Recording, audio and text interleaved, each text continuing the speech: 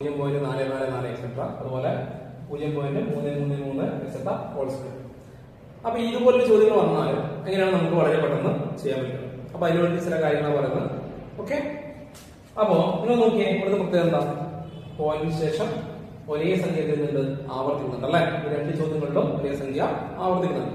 അപ്പൊ ഇത്തരം ദശാംശങ്ങളുടെ പ്രത്യേകത എന്ന് പറയുന്നത് അവയുടെ ഭിന്നസംഖ്യാ രൂപത്തില് അവയുടെ ഛേദം എന്ന് പറയുന്നത് 9 ആയിരിക്കും. ഉദാഹരണം പറഞ്ഞാൽ 1/9.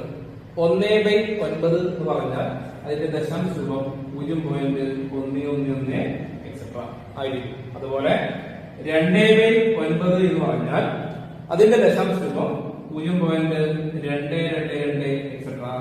3/9 എന്ന് പറഞ്ഞാൽ 0.333 എക്സെട്ര ആയിരിക്കും.